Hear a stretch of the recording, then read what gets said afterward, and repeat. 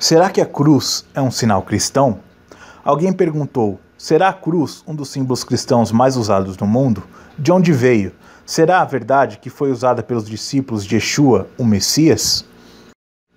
Ainda que seja certo que a cruz se teve como o sinal cristão mais essencial, a sua verdadeira origem não tem nada a ver com o cristianismo original.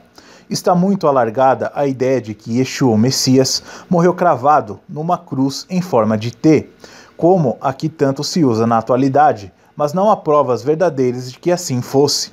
A Sagrada Escritura não indica nenhuma descrição do madeiro do qual cravaram o Messias. O termo empregado na Bíblia é grego, stauros, Atos 5:30, 10:39, 13, 28 e 29. O Todo-Poderoso de nossos pais ressuscitou a Yeshua, ao qual vós matastes, suspendendo-o no madeiro. Atos 5:30. Compare, por favor, Atos 10:39 e 13, 28 e 29. Esta palavra significa simplesmente um poste vertical, às vezes com outro madeiro horizontal, mas às vezes não.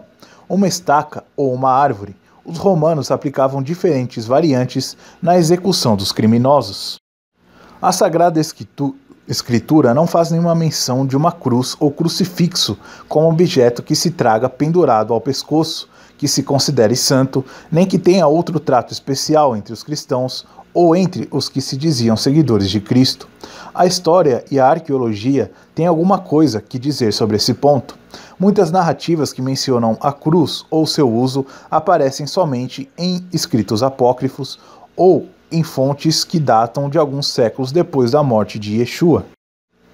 A história nos mostra que o símbolo da cruz é anterior ao cristianismo e que se encontram variantes na arte e na religião pagã desde a antiguidade.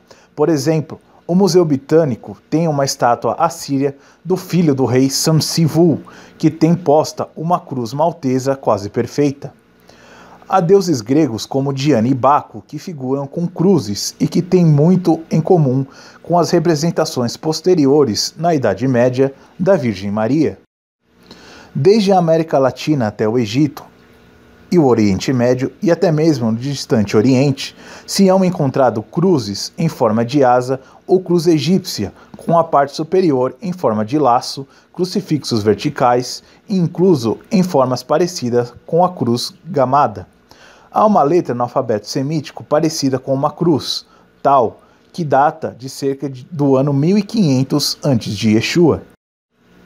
E quanto ao cristianismo, considerando que as leis sagradas e os ensinos de Yeshua e seus discípulos condenam com convicção o emprego de ícones e imagens para representar a Yahweh ou a Yeshua, os crentes fiéis e seguidores sinceros desses ensinos não haveriam empregado tais ícones no culto. Nos primeiros séculos da nossa era, muitos que se chamaram cristãos tomaram o nome de Cristo, realmente tomaram o nome de Cristo, mas de fato se guiavam por religiões pagãs, as quais influíam neles até o ponto de os arrastar para a apostasia. Mas é muito provável que se hajam fabricado várias formas de cruz como sinal de reverência para Cristo, mas o primeiro uso cristão oficial deste símbolo não apareceu antes do ano 332 depois do Messias, nos tempos do imperador Constantino. Este assegurou que havia tido uma visão de algum tipo de cruz, provavelmente um objeto similar formado por um P e um símbolo em forma de X, unidos para representar o nome de Cristo em grego, e deu a ordem de o colocar nos estandartes de seu exército para conquistar os inimigos. Isto parece ser um ardil de motivação puramente política para se apoderar do sistema cristão apóstata, cada vez mais alargado na Roma deste tempo. Constantino valeu-se deste símbolo para se associar com a divindade e transformar a sua versão do cristianismo na religião do Estado no Império Romano. Mas esse símbolo também estava ligado a fontes pagãs antigas e não há evidência alguma para apoiar o argumento de que se usava entre os cristãos antes do século IV. Se a Bíblia não tem nenhuma descrição do tipo específico de stauros ou cruz que se empregou na execução, os cristãos devem concentrar-se melhor no significado do sacrifício do Messias. O fato de que a cruz tradicional saísse do paganismo deve nos fazer pensar. A Bíblia proíbe usar ícones e imagens como parte da nossa adoração a Yahweh. Em Êxodo 20, versículos 3 e 5, Yahweh nos ordena ao seu povo não se inclinar diante de uma imagem talhada. Esta advertência não atendem àqueles que se ajoelham diante de um crucifixo nas suas observâncias religiosas. Não terás ídolos diante de mim, não farás para ti imagem de escultura, nem alguma semelhança do que há em cima nos céus, nem embaixo na terra, nem nas águas debaixo da terra. Não te encurvarás a ela, nem a servirás, porque eu, Yahweh, teu Todo-Poderoso, sou poderoso zeloso, que visito a maldade dos pais nos filhos, até a terceira e quarta geração daqueles que me aborrecem. Êxodo 20, versículos 3 a 5. Todos nós, que somos responsáveis, devemos aceitar a autoridade da Bíblia como expoente máximo para aferir qualquer religião que afirma ser arauto da Bíblia e avaliar a veracidade das suas doutrinas. Se uma religião procurar alterar os 10 mandamentos, não aceite.